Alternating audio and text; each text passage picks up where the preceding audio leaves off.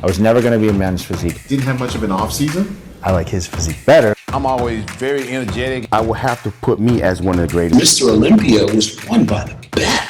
How do you feel about George Farah's recent, recent statements he was making? Actually, in my interview with him, he's looking back in his career and he's saying that a lot of things he did was wrong. He regretted about the insulin use, and George had a great, a terrible, issue with his life. Yeah, but fortunately, he's better now. I met him at the Arnold Plastic, and he has been through. He has worked with top names. Okay, so Ramy, Jackson, Kai Green, everybody. Kai Green, yes. And he was an Olympian himself. It's good for him saying that I acknowledge my mistakes. That he doesn't regret this. That he regrets of some things that he did. Obviously, he's somebody to interesting to talk with. He's knowledgeable. And I believe now his approach is very conservative. I think so. Perhaps like the way when he used to be a coach. Well, it's completely different. He's talking primarily about longevity and health as opposed to. Yes, I guess because of the colon cancer that he had, and also his wife is a doctor. So now as he finished with all these extremities, he made a 180-degree turn and he focused on longevity, and well-being. But you're a doctor yourself. Would you say your main concern is for an athlete to go to his full potential, or would you say it's basically for the athlete to have the longest life possible? You know what I mean?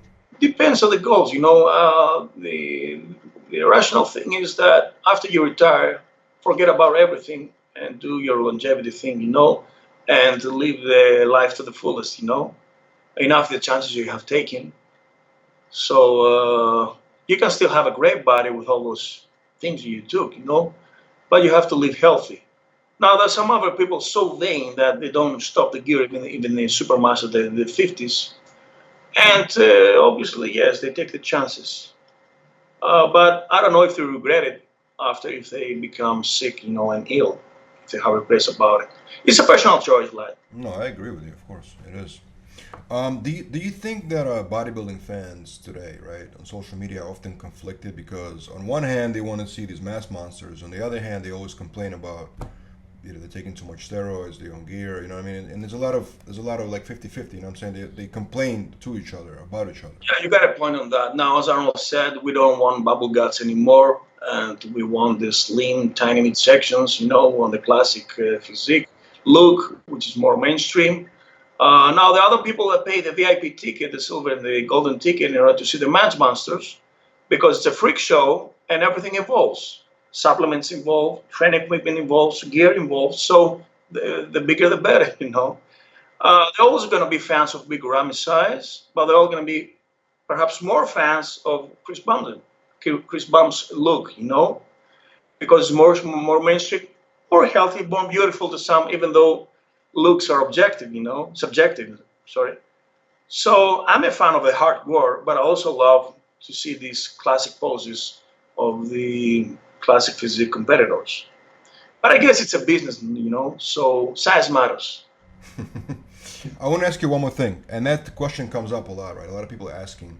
The common perception is that, men's open bodybuilders take the most gear, and then men's physique competitors the least amount of gear.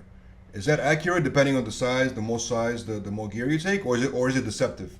When you're a physique competitor, you cannot go way of your limit weight class, because if you gain too much size in the off season, you're gonna have issues then as you get leaner and go to your certain body weight that you have to reach. It's gonna become risky, So you cannot grow dramatically during the off season because you're gonna go to the open class, obviously. Now, to the open class, I guess there's no limit, but I believe the genetic ones took less gear than others that had to step on the gear or do excessive training. Like, saying, comparing Gaspar to Lee Haney. Lee Haney did a little bit of training and just blew up because he had supreme genetics, rather than Gaspar that had to train so hard in order to beat Lee. So, but it's also up to how much somebody wants to risk, you know. Some people think that 50 pills are gonna give me the second place, so I'll take the whole bottle with 100 pills, you know. Sometimes the mind plays some tricks. No, but is it true that the smaller, like Not necessarily, I told you, because actually the classic physique cannot grow so much because they're gonna have trouble afterwards reaching the body limit, you know. And the open class, some of them, I guess the genetic ones, they're not so willing to risk because they can have better levels with training and dieting, and they want to avoid the side effects, you know, and the risks. And what about, you know, another myth? What happens? Well, it happens actually. A lot of the old school bodybuilders, like let's say from the 80s and 90s, they say we took a fraction of what the guys take today.